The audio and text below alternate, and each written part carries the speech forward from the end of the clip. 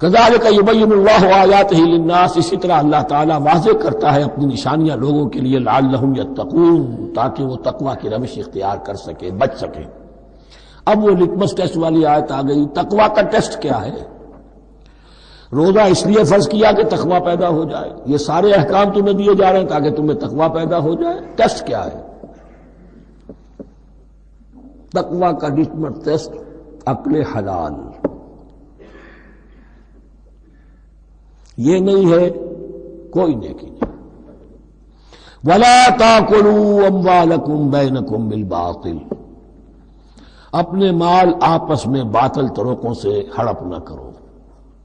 وَتُدْلُوا بِهَا إِلَى الْحُكَّامِ، اور اپنے مال کو ذریعہ نہ بناؤ حکام تک پہنچنے کا، لِتَأْكُلُوا فَرِيقًا مِنْ أَمْوَالِ النَّاسِ بِالْإِثْمِ، تاکہ تم لوگوں کے مال کو ہڑپ کر سکو گناہ کے ساتھ، وَأَنْتُمْ تَعْلَمُونَ، اور تم اس کو جانتے بوجھتے کر رہے ہو۔ جو شخص اس معیار سے تو اس سے باز آ گیا وہ ہے متقی۔ یہ لسٹ میں ٹیسٹ ہے، ورنہ نمازوں کی تعداد، روزوں کی تعداد اور حرام کھانا تو تقویٰ نہیں۔ یہ میں حیران ہوتا ہوں کہ اب اس پر کبھی غور نہیں کیا ہے لوگوں نے کہ یہ آیت کہاں سے آ گئی درمیان میں۔ روزے کے احکام اور اس کے بعد قتال کے احکام بھی شروع ہوں گے، حج کے احکام شروع ہوں گے، یہ بیچ میں آیت۔ واقعہ یہ ہے کہ جیسے روزے کی حکمت کا نقطہ عروج کیا ہے، وَإِذَا سَأَلَكَ عِبَادِي عَنِّي فَإِنِّي قَرِيبٌ، روح انسانی میں ایک طلب پیدا ہو جائے تقرب اللہ کی۔ اسی طرح احکام صوم میں جو کلائمیکس ہے وہ یہ ہے، وَلَا تَأْكُلُوا أَمْوَالَكُمْ بَيْنَكُمْ بِالْبَاطِلِ وَتُدْلُوا بِهَا إِلَى الْحُكَّامِ لِتَأْكُلُوا فَرِيقًا مِنْ أَمْوَالِ النَّاسِ بِالْإِثْمِ وَأَنْتُمْ تَعْلَمُونَ۔ يَسْأَلُونَكَ عَنِ الْأَهِلَّةِ، اے نبی آپ سے پوچھ رہے ہیں چاند کی گھٹتی بڑھتی صورتوں کے بارے میں۔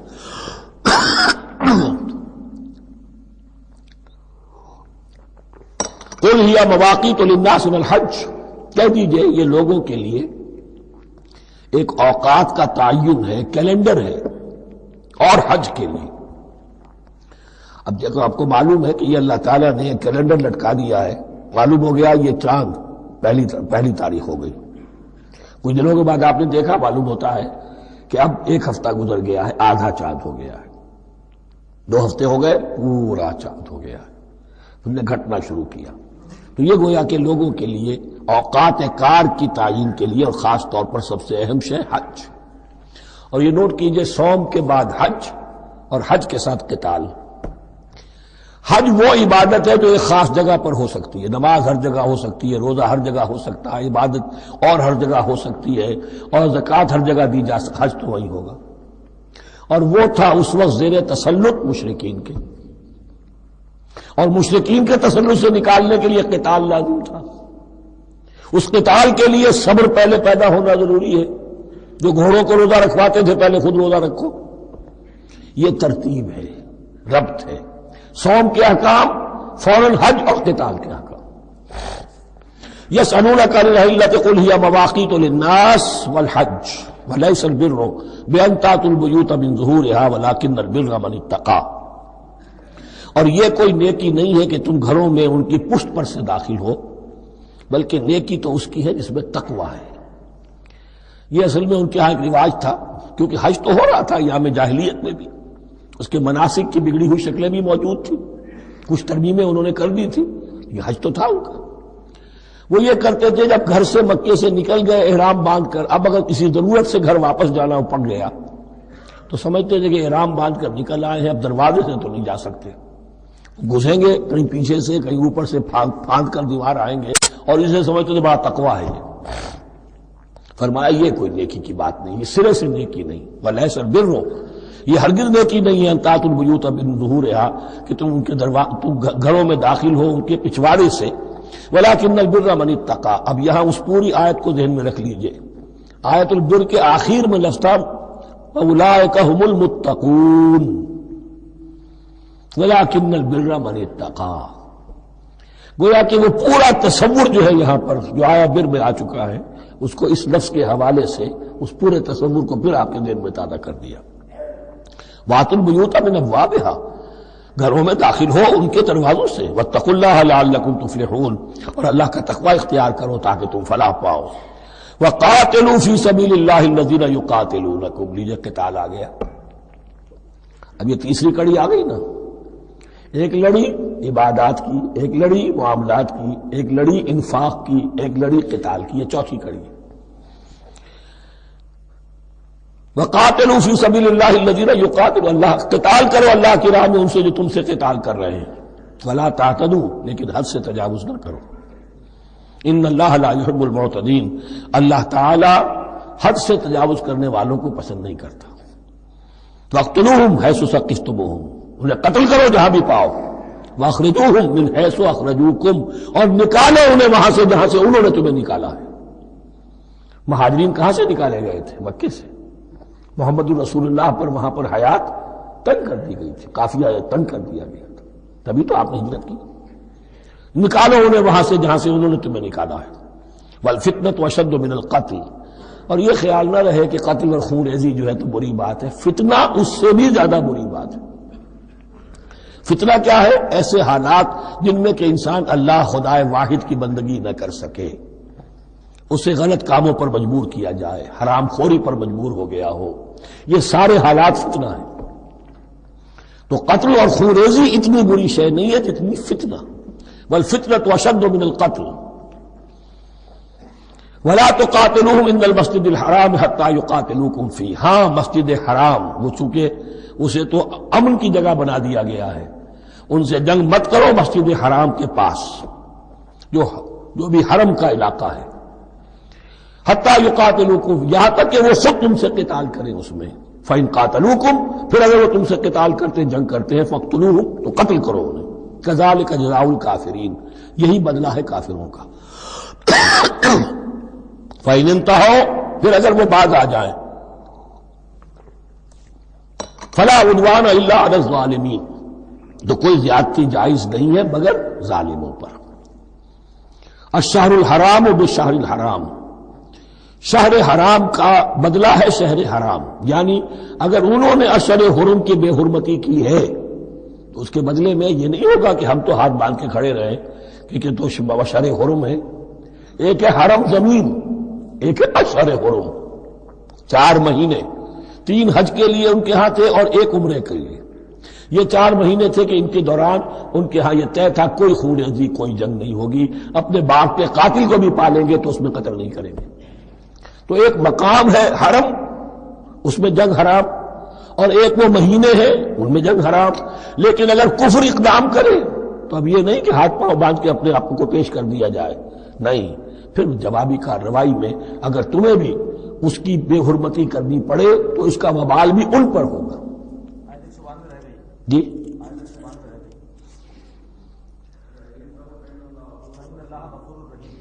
وَفَإِنِ انتَهَوْا فَإِنَّ اللَّهَ غَفُورٌ رَحِيمٌ، اگر وہ بعد آ جائے تو اللہ غفور اور رحیم ہے۔ وَقَاتِلُوهُمْ، بہت اہم آیت رہ گئی، حَتَّى لَا تَكُونَ فِتْنَةٌ وَيَكُونَ الدِّينُ لِلَّهِ۔ اب جب یہ جنگ کا مرحلہ شروع ہو گیا ہے دعوت محمدی کے سلسلے میں صلی اللہ علیہ وسلم، تو مسلمانوں جان لو، ایک دور تھا 12-13 برس تک تمہیں حکم تھا کفوا ایدیکم، مارے کھاؤ ہاتھ نہ اٹھاؤ۔ اب یہ نیا دور ہے، آ گیا ہے، تمہاری دعوت و تحریک جو ہے وہ نئے دور میں داخل ہو گئی ہے۔ اب جب تمہاری تلواریں نیام سے باہر آ گئی ہیں، اب یہ نیام میں نہ جائیں جب تک کہ فتنہ بالکل ختم نہ ہو جائے اور دین اللہ ہی کے لیے ہو جائے، اللہ کا دین قائم ہو جائے، پوری زندگی میں اس کے احکام کی تنفیذ ہو رہی ہے۔ یہ آیت دوبارہ آئے گی اور زیادہ نکھری ہوئی شان کے ساتھ سورہ انفال میں، وَقَاتِلُوهُمْ حَتَّى لَا تَكُونَ فِتْنَةٌ وَيَكُونَ الدِّينُ كُلُّهُ لِلَّهِ، دین کل کا کل، جز نہیں، دین کی بالادستی پوری انسانی زندگی پر، انفرادی بھی اجتماعی بھی، اور اجتماعی کے بھی سارے پہلو، politico socio economic system, totally وہ اللہ کے احکام کے تابع ہو۔ وَقَاتِلُوهُمْ حَتَّى لَا تَكُونَ فِتْنَةٌ وَيَكُونَ الدِّينُ لِلَّهِ فَإِنِ انتَهَوْا فَلَا عُدْوَانَ إِلَّا عَلَى الظَّالِمِينَ، پھر اگر وہ باز آ جائے، صلح چاہے تو ٹھیک ہے، پھر ظالموں کے اوپر جو ہے سوائے ظالموں کے کسی پر زیادتی جائز نہیں۔ الشہر الحرام بالشہر الحرام، حرمت والا مہینہ بدلہ ہے حرمت والے مہینے کا، والحرمات قصاص، اور حرمات کے اندر بھی بدلہ ہے۔ فمن اعتدى علیکم فاعتدوا علیہ بمثل ما اعتدى علیکم، تو جو کوئی بھی تم پر زیادتی کرتا ہے، دست درازی کرتا ہے، تو تم بھی اس کے خلاف کارروائی کرو، اقدام کرو جیسے کہ اس نے تم پر زیادتی کی۔ واتقوا اللہ، اور اللہ کا تقوی اختیار کرو، وَاعْلَمُوا أَنَّ اللَّهَ مَعَ الْمُتَّقِينَ، اور یہ جان لو کہ اللہ ساتھ ہے متقیوں کے، یعنی اللہ کی تائید، نصرت، اس کی مدد آئے گی اہل تقوی کے۔ اب دیکھیے وہ تیسری کڑی یہاں بہت چھوٹی سی آئی ہے، قتال کی ذرا زیادہ بڑی کڑی آ گئی ہے اور یہ چھوٹی سی کڑی آ رہی ہے۔ قتال کے لیے لازم ہے انفاق بھی۔ جنگ کیسے ہوگی اگر فوج کے لیے ساز و سامان نہ ہو، رسد کا اہتمام نہ ہو، ہتھیار نہ ہو، سواریاں نہ ہو، کیسے ہوگی جنگ؟ وَأَنفِقُوا فِي سَبِيلِ اللَّهِ وَلَا تُلْقُوا بِأَيْدِيكُمْ إِلَى التَّهْلُكَةِ، خرچ کرو اللہ کی راہ میں اور مت ڈالو اپنے آپ کو اپنے ہاتھوں ہلاکت میں۔ یعنی اللہ کا دین اس وقت اسے احتیاج ہے، وہ پیسہ چاہتا ہے، جیسے حضور نے تبوک کے موقع پر عام اپیل کی اور آپ اپنے مال کو لے کر بیٹھے ہوئے ہیں، تو گویا کہ آپ نے اپنے آپ کو ہلاکت میں خود ڈال دیا۔ یہ انفاق ہے، جہاد بالمال۔ وَأَنفِقُوا فِي سَبِيلِ اللَّهِ وَلَا تُلْقُوا بِأَيْدِيكُمْ إِلَى التَّهْلُكَةِ وَأَحْسِنُوا إِنَّ اللَّهَ يُحِبُّ الْمُحْسِنِينَ، اور احسان کی روش اختیار کرو، دین کے اندر بھی خوبصورتی پیدا کرو، دین میں بہتر سے بہتر مقام حاصل کرنے کی کوشش کرو۔ ہمارا معاملہ کیا، دنیا میں آگے سے آگے اور دین میں پیچھے سے پیچھے۔ دین میں یہ دیکھیں گے اس سے کم پر گزارا ہو سکتا ہو، کوئی اور شے ہو کہ جس میں اس سے کم سے بھی بات پوری ہو جائے، دین میں یہ ہوگا، اور دنیا میں آگے سے آگے ہے جستجو کہ خوب سے ہے خوب تر کہاں۔ تو اگر یہ جستجو دنیا میں ہے، اس سے بڑھ کر دین میں ہونی چاہیے۔ فاستبقوا الخیرات، نیکیوں میں ایک دوسرے پر بازی لے جانے کی کوشش کرو۔ وَأَنفِقُوا فِي سَبِيلِ اللَّهِ وَلَا تُلْقُوا بِأَيْدِيكُمْ إِلَى التَّهْلُكَةِ وَأَحْسِنُوا، اور احسان کی روش اختیار کرو۔ ان اللہ یحب المحسنین، یقیناً اللہ تعالی محسنین کو ان لوگوں کو کہ جو درجہ احسان پر فائز ہو جائیں محبت کرتا ہے، انہیں پسند کرتا ہے۔ یہ حدیث جبرائیل اگر ذہن میں ہو تو 3 درجے ہیں، جیسے میں نے آج بتایا آپ کو، وَنَحْنُ لَهُ مُسْلِمُونَ وَنَحْنُ لَهُ عَابِدُونَ وَنَحْنُ لَهُ مُخْلِصُونَ۔ 3 درجے دوسرے ہیں، اسلام، ایمان، احسان۔ اخبرنی عن الاسلام، اخبرنی عن الایمان، اخبرنی عن الاحسان۔ احسان کیا ہے؟ ان تعبد اللہ کانک تراہ فإن لم تکن تراہ فإنہ یراک۔ یہ سارے کام جو دین کے لیے کیے جا رہے ہوں، عبادت ہے، جہاد ہے، قتال ہے، ایسی کیفیت میں، ایسے اخلاص کے ساتھ، گویا کہ تم اپنی آنکھوں سے اللہ کو دیکھ رہے ہو، اور اگر تم اللہ کو نہیں دیکھ رہے تو کم سے کم یہ کیفیت تو تمہاری ہو جائے کہ تمہیں مستحضر رہے کہ اللہ تمہیں دیکھ رہا ہے۔ یہ احسان ہے۔ وَأَحْسِنُوا، عام طور پر اس کا ترجمہ اس انداز میں نہیں کیا گیا ہے، اس کو اچھی طرح سمجھ لیجئے، ویسے یہ مضمون کھل کر آئے گا سورہ مائدہ میں۔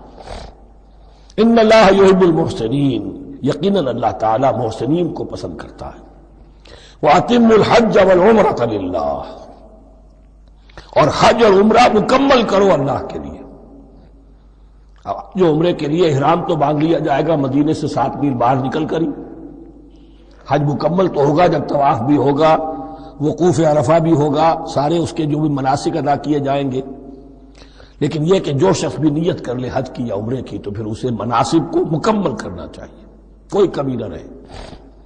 فَإِنْ أُحْصِرْتُمْ، اگر تمہیں گھیر لیا جائے، روک دیا جائے، جیسے کہ سن 6 میں ہو گیا، صلح حدیبیہ کرنی پڑی، مشرکین مکہ اڑ گئے، نہیں داخل ہونے دیں گے۔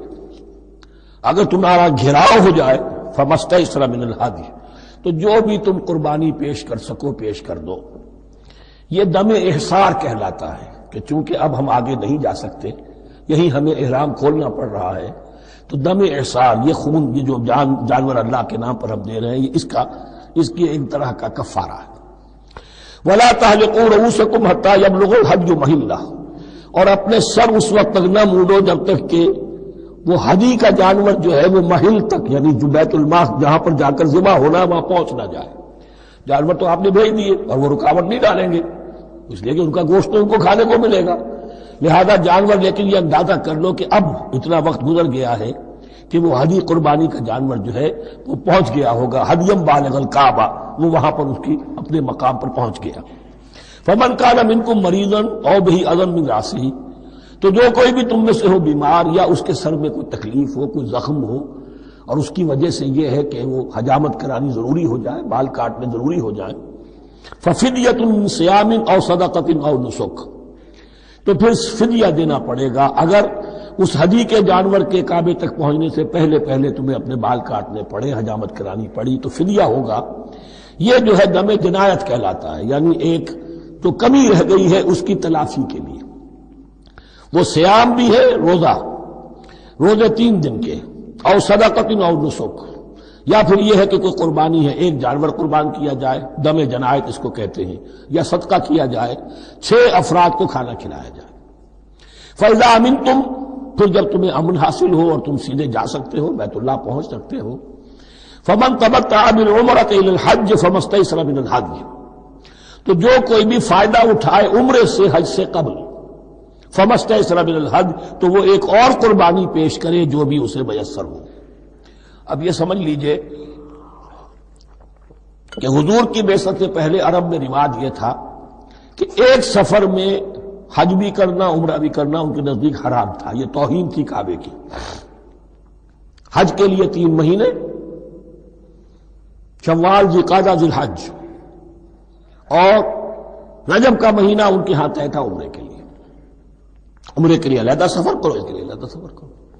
لیکن شریعت محمدی میں جو آسانیاں کی گئی ہیں وہ یہ ہیں کہ ایک شخص، چونکہ اس ملت کو پھیلنا تھا بہت طویل علاقے پر، لوگوں کے لیے سفر آسان تو نہیں تھا، تو آپ ایسا کر سکتے ہیں کہ آپ جائیں اور عمرہ بھی کر لیں، حج بھی کر لیں۔ ایک شکل یہ ہے کہ عمرہ کیا، احرام کھول دیا، اور پھر حج کا وقت آیا 8ویں ذی الحج کو، تو پھر احرام باندھا، وہ حج کا احرام ہو گیا، اسے کہتے ہیں تمتع۔ ایک یہ ہے کہ حج کے لیے احرام باندھا تھا، جاتے ہی عمرہ بھی کر لیا لیکن احرام کھولا نہیں، اسی احرام میں جاری رکھ کر اسے، اور اسی میں حج بھی کر لیا، یہ قران کہلاتا ہے، جمع کر دیا ایک ہی احرام میں عمرے کو بھی اور حج کو بھی۔ ایک افراد کہلاتا ہے، بس ایک کے لیے صرف حج کا معاملہ شروع سے۔ تو یہاں تمتع کی جو ہمیں اجازت دی گئی ہے اس کے لیے، جسے دم شکر کہتے ہیں حضرت امام ابو حنیفہ، یہ شکرانہ ہے کہ ہم ایک قربانی دیں۔ لیکن امام شافعی کے نزدیک یہ بھی دم جنایت ہے، یہ بھی جبر ہے۔ چنانچہ امام ابو حنیفہ کے نزدیک یہ قربانی جو دی جاتی ہے اس کا گوشت قربانی دینے والا بھی کھا سکتا ہے 1/3 کے درجے میں، لیکن امام شافعی کے نزدیک نہیں، یہ ایک صدقے کے اور اس کے دم جنایت کے قریب کی شے ہے، اس کا گوشت جو ہے قربانی دینے والا خود نہیں کھا سکتا۔ فمن لم یجد، اب اگر کسی کے پاس نہیں ہے یہ ہدیہ پیش کرنے کو، فصیام 3 ایام فی الحج، تو اب اس پر لازم ہے کہ حج میں 3 روزے رکھے، 7ویں، 8ویں اور 9ویں ذی الحج کو روزہ رکھے، غیر ایام حج میں۔ 10ویں کا روزہ نہیں ہو سکتا، وہ عید کا دن ہے، یوم النحر ہے۔ وسبعۃ اذا رجعتم، اور 7 روزے رکھو جبکہ تم واپس چلے جاؤ اپنے گھروں میں جا کر 7 روزے رکھو۔ تلک عشرۃ کاملہ، یہ 10 روزے ہوں گے مکمل۔ ذالک لمن لم یکن اہلہ حاضر المسجد الحرام، لیکن یہ رعایت کہ حج اور عمرہ ایک ہی سفر میں کر لیا جائے اور ایک ہی احرام میں کر لیا جائے یا 2 احراموں میں کیا جائے، یا یہ کہ ان دونوں کو جمع کرنے کی شکل جو ہے، یہ ایک رعایت ہے کن کے لیے؟ ذالک لمن لم یکن اہلہ حاضر المسجد الحرام، جس کے اہل و عیال مسجد حرام کے قریب نہیں رہتے، دور سے آ رہے ہیں، تو ظاہر بات ہے کہ ان کے لیے رعایت ہوگی۔ واتقوا اللہ، اللہ کا تقوی اختیار کرو، وعلموا، اور جان لو، ان اللہ شدید العقاب، یقیناً اللہ تعالی سزا دینے میں بھی بہت سخت ہے۔